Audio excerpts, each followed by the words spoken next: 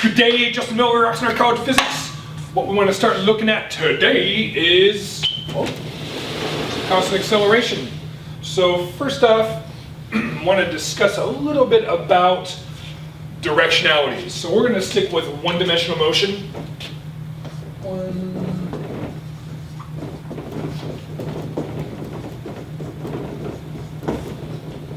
And note that even in one dimension, there's two different ways that something can be moving, right? If I say that's the positive x direction and that's the negative x direction, I can displace myself in the positive I-hat direction, or I can displace myself in the negative I-hat direction. My velocity could be in the positive I-hat, or it could be in the negative I-hat. So that's just something that's really dependent on what direction you're moving, right? So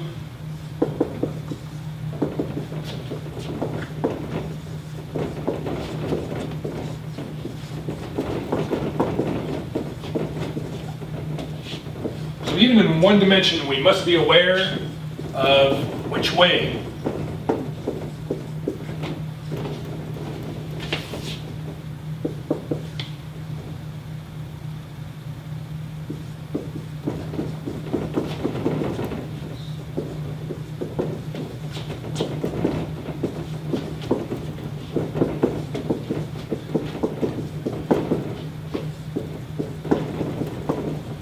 to be careful of which way the object is moving to get the correct displacement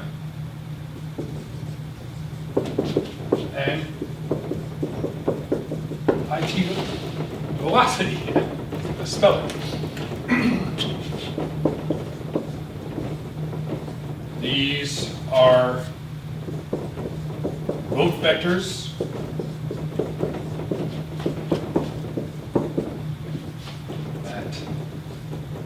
in the direction of motion. The direction of the velocity vector depends on which way your displacement is, which depends on which way you're moving. The direction you're moving is the direction of the velocity vector. Displacement kind of correlates with that. What you have to be careful of mostly is the acceleration. Acceleration of an object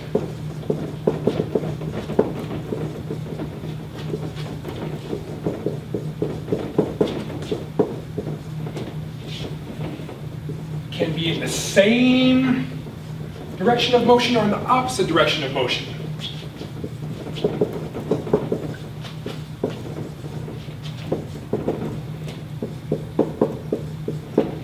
Say in the same direction or opposite direction.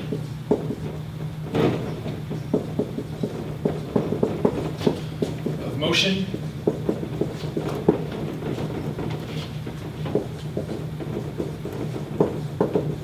Depending on whether the object is increasing its speed or decreasing its speed.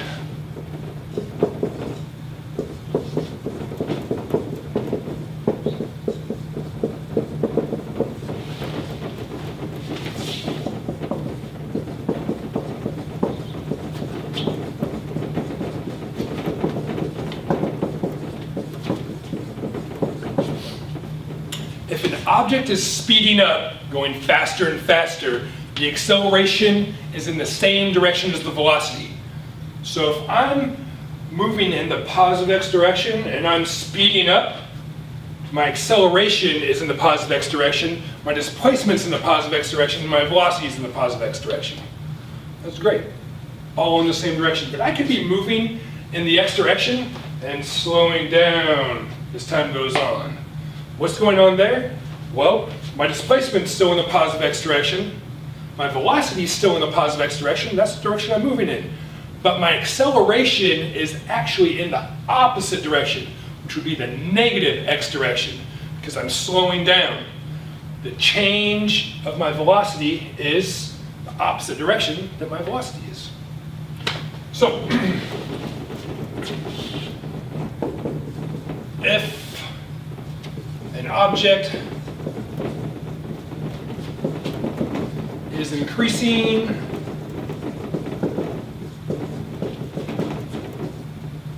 speed. The acceleration is in the same direction as the velocity.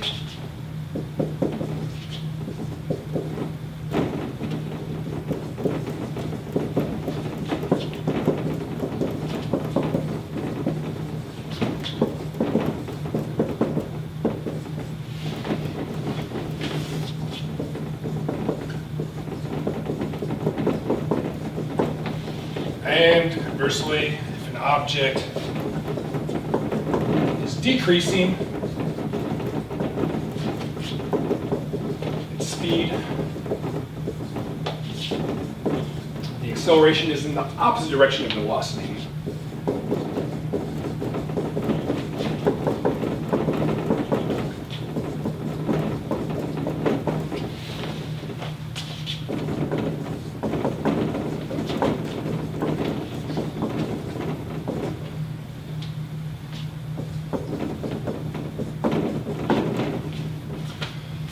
So you've got to be a little bit careful with that. We just can't say that a negative acceleration means an object slowing down, positive acceleration means an object speeding up.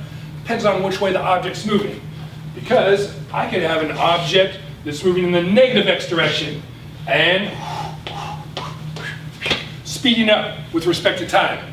I would have that my displacement is negative I hat, negative x direction. My velocity is negative I hat. My velocity is in the negative x direction, but because I'm speeding up, my acceleration is in the same direction as my velocity, which means that the acceleration is also in the negative I hat direction. We have a negative acceleration. So something you've got to be a little careful of. Always have to go back and think about what direction is the object moving, even in one dimension, positive x versus negative x, or positive y versus negative y. We'll stick with x for a bit. But that is something that you got to be really, really aware of.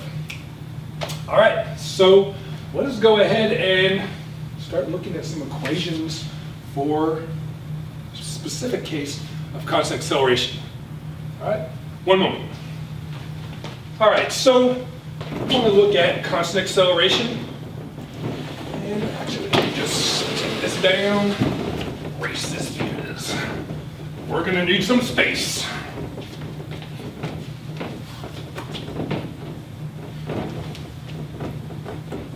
So, there's some specific relations for an object that is subject to a constant acceleration that we can utilize to extract out some formal definitions or formal expressions for constant acceleration.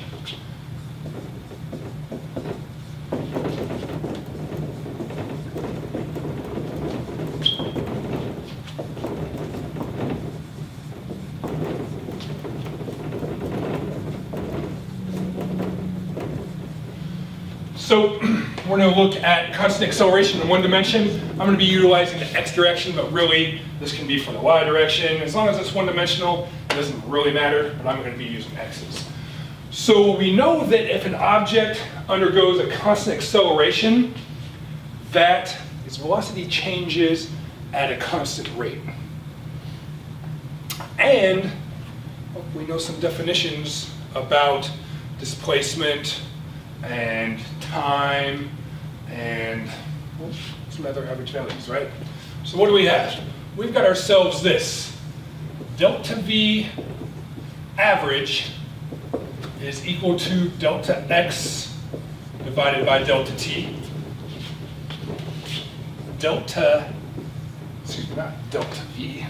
V average, A average is equal to delta V over delta t. Those are some things that we know, right? So what could we do with this? Well, let us look at this one right here. For constant acceleration,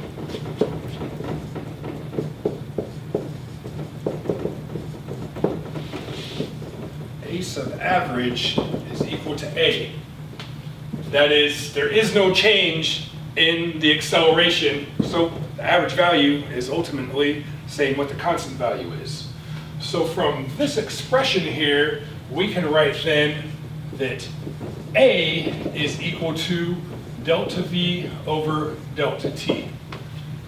If we want to put some little x's here, x, x, x, so we know that we're talking about the x direction, that's fine. We talk about A sub x, V sub x. So the constant acceleration is the change in velocity divided by the time interval. So that's always going to be the same. What can we do with this? Well, what happens if we take this and we go ahead and write ourselves what delta V is? Multiply both sides by delta T. We've got ourselves that delta V sub x is equal to A sub x times delta T. We can expand that out, right? Delta V sub x, hey, delta V is V final minus V initial. So we've got V x final minus V x initial is equal to some A sub x times delta T, where delta T is a T final minus T initial. Let's do this. Let T initial be equal to 0. Why? It's a good place to start time, right? We start time at T equals 0 and look at the future evolution of the system based upon time going from there. So if we do that, that gives us that delta T is equivalent to some T final, which we could just call T itself, time. What does that allow us to do? We could solve this for V final.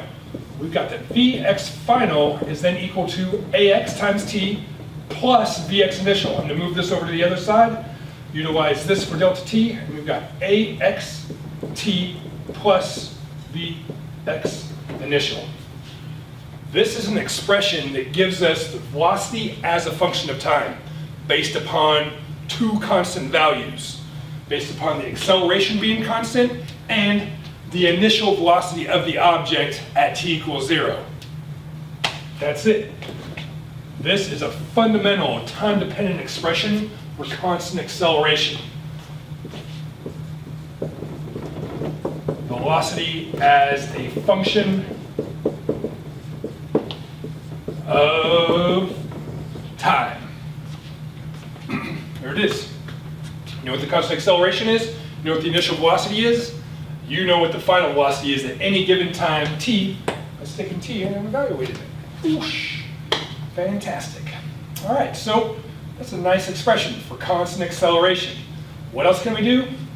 Well, because the velocity changes linearly, that is evenly over even intervals of time, we have that the average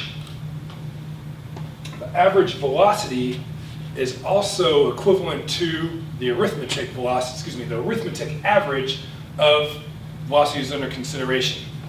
That is to say that Vx average is equal to Vx final plus Vx initial divided by t.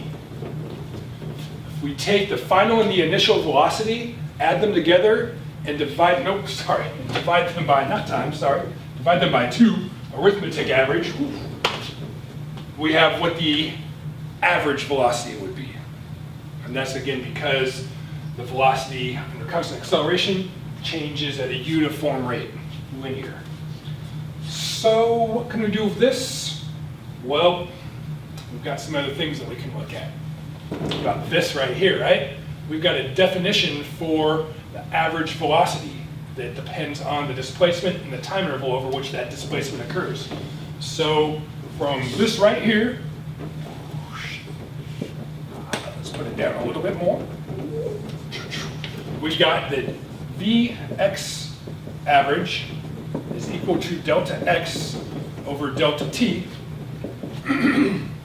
which is equal to this Vx final plus Vx initial divided by 2. What does that allow us to do? It allows us to solve for the displacement, delta x. How do we do that? Well, we just multiply both sides by delta t. And we can still utilize that delta t is just equal to t final. Just call that t. Again, we have an initial velocity at t equals 0. This delta t is just some later t. And we can write this then as delta x is equal to 1/2 vx final plus vx initial times time.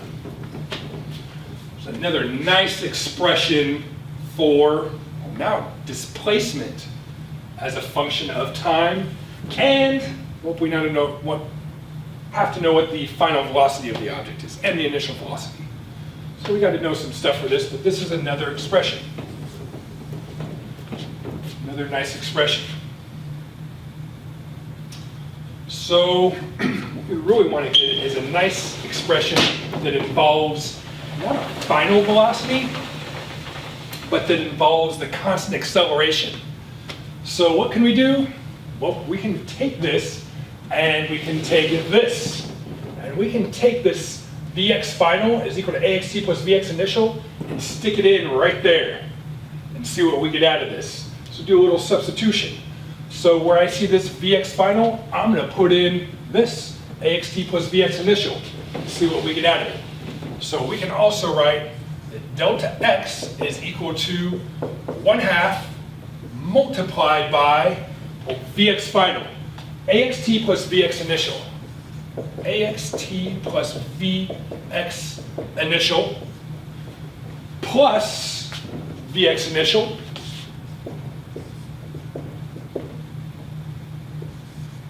times time.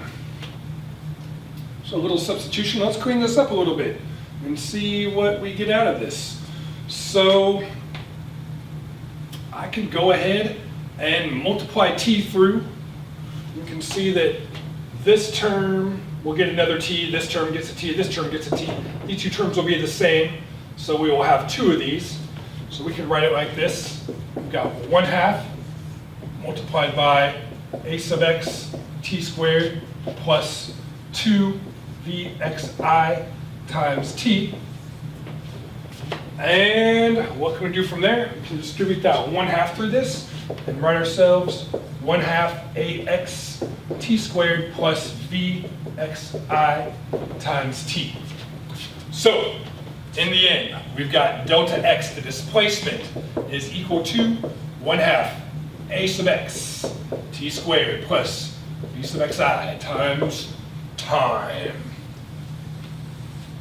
This is a fundamental time-dependent expression for constant acceleration. You know what the constant acceleration is, and you know what the initial velocity is. You know what the displacement is at any given moment in time, t. Evaluate it. This is based upon two things that do not vary whatsoever.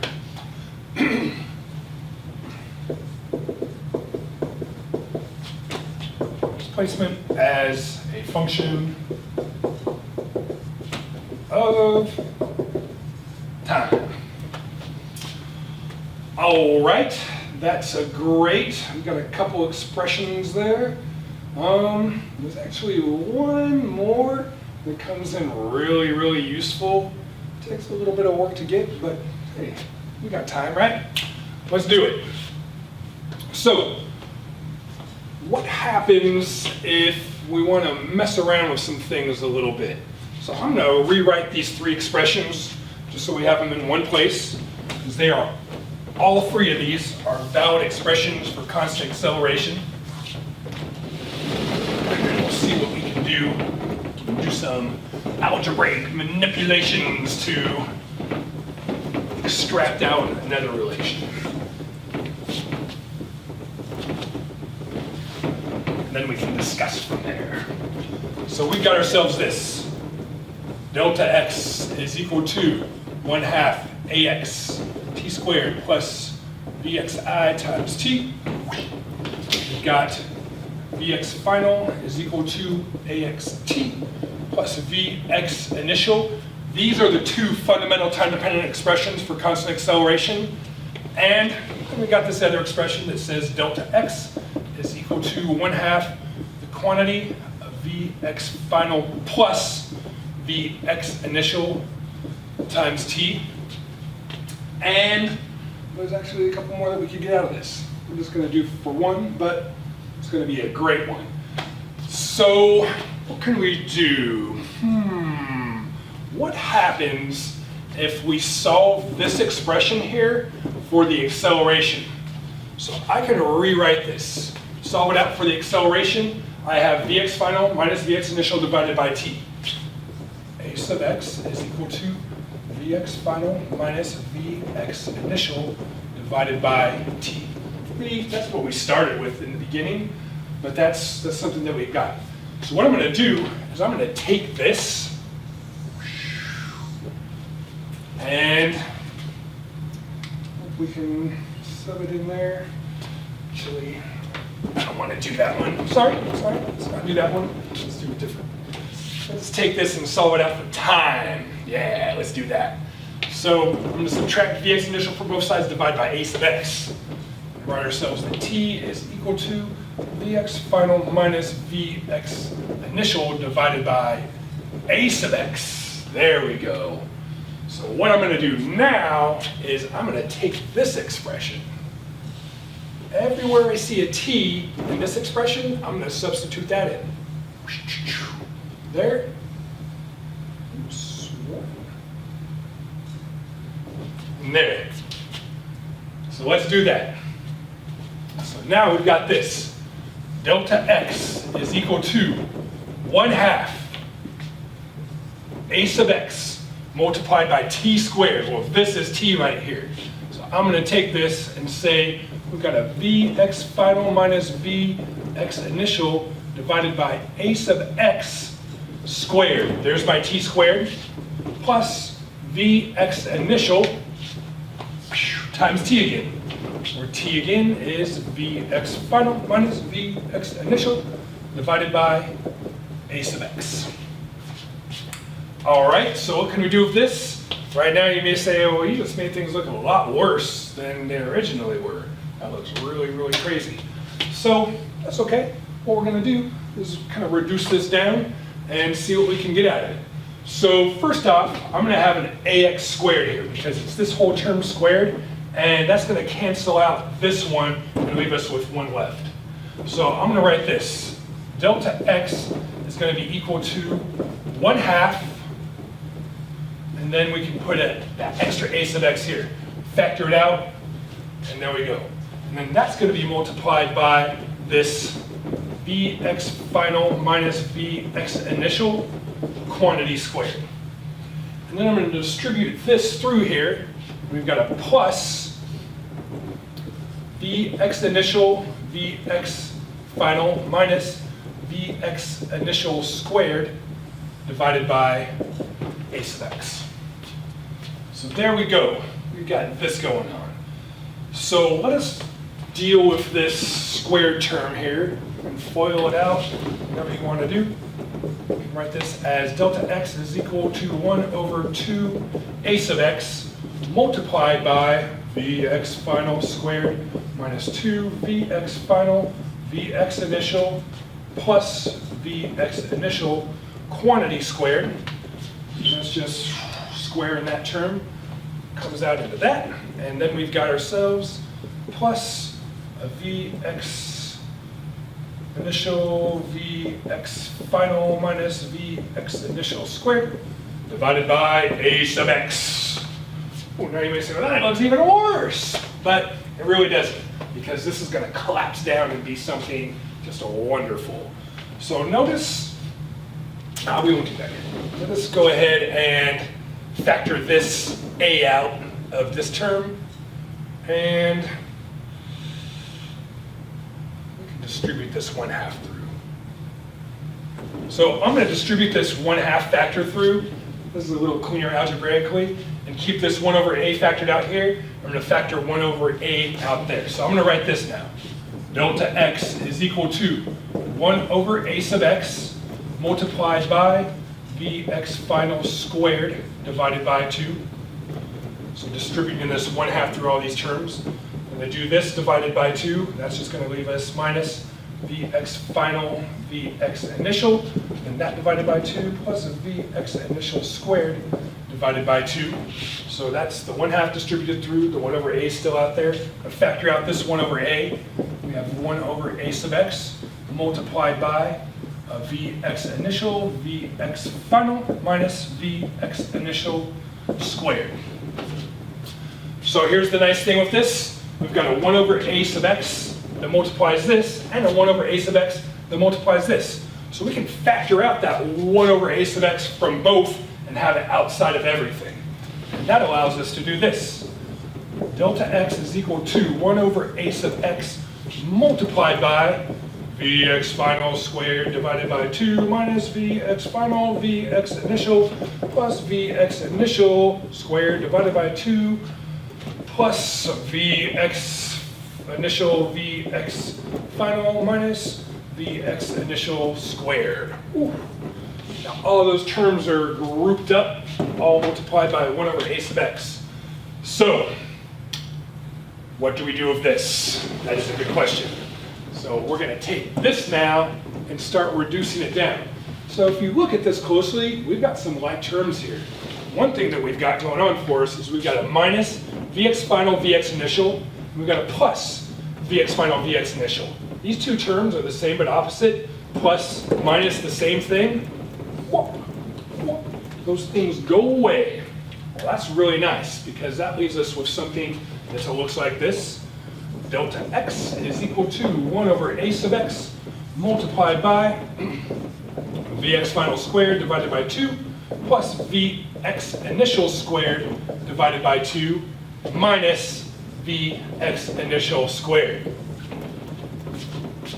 Well, that seemed to reduce down quite a bit. This looks a lot nicer than that top one. There's still some more that we can do, and that's what we're going to do. So we've got two terms here that both have a Vx initial squared, right? This one's divided by 2, this one's not. But we can get a common denominator here. Multiply this one by 2 over 2. And we can write ourselves then that delta x is equal to 1 over a sub x multiplied by Vx final squared divided by 2 plus Vx initial squared divided by 2 minus 2 Vx initial squared divided by 2. So I just did 2 over 2 here, just to get a common denominator between these two. Now I've got a Vx final squared divided by 2 minus 2 Vx final squared, Vx initial squared divided by 2 minus 2 Vx initial squared divided by 2. Really, this is like 1/2 minus 1, right? Times Vx initial squared. 1/2 minus 1 is minus 1/2. So this is equal to 1 over a sub x multiplied by Vx final squared divided by 2 minus Vx initial squared divided by 2. Wow, that looks pretty good. So what else could we do? Well, now you can just kind of factor out this 1/2 here and see what we've got going on. Delta x is equal to 1 over 2 a sub x multiplied by Vx final squared minus Vx initial squared. And what I'm going to do, multiply both sides by 2a sub x, and then I'm going to add on to one side, to the other side really, this Vx initial squared. So in the end, we can write this as Vx final squared is equal to Vx initial squared plus 2 a sub x delta x. That's generally the form that this expression is written in. Now we can really write it, we can keep it like this or write it in whatever form. But this gives us the ability now to not know anything about time. If we know what the initial velocity is, the acceleration and displacement that the object undergoes, we know how fast the object's moving. Or if we know the change in velocity that's occurred, and we know the displacement that's undergone during that change in velocity, we can find the acceleration. Really anything in between there. This is another really, really handy equation because we don't need to know time.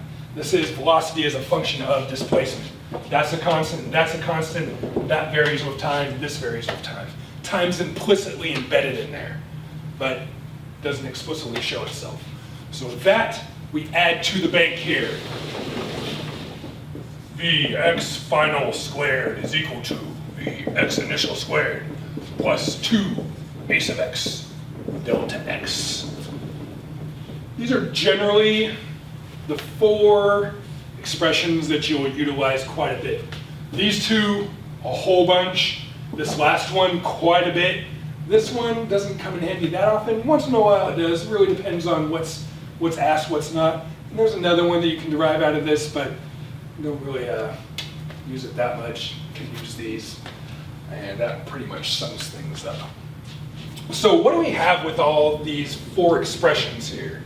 Let's count how many different variables there are, or how many different quantities there are. I shouldn't say variables. How many different quantities? This one has a delta x, so let's write down quantities.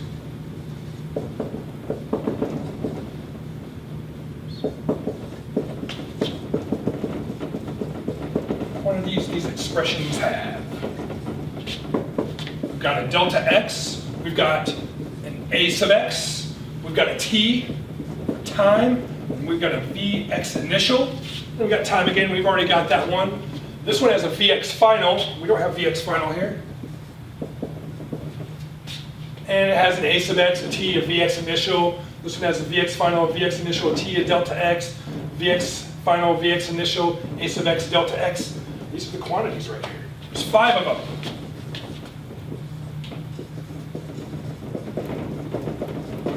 Five quantities.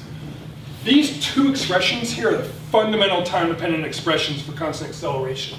These 2 expressions here can ultimately be gotten by substitution and elimination between these 2. I know we got this one first, algebraically, but really these are the more fundamental expressions. These themselves. Displacement is a function of time, and velocity is a function of time. If you know 3 of these 5 different quantities here, the other 2 can be determined through these expressions here. And that's what we want to be able to do. Model the behavior of objects subject to constant acceleration. Figure out how fast it's going after a certain amount of time, or how fast it's going after it moves a certain distance, or what acceleration is necessary to produce a certain effect. What acceleration is necessary for an object to traverse 20 meters in 10 seconds, given that it starts from rest. And start doing all sorts of things like that. So these are our expressions for constant acceleration in one dimension. And this is what we're going to do, is look at these, look at all sorts of problems that involve them, and this is where physics really begins. All right, so that was quite a bit. Enough for now. Do some problems. All right, take care, be well.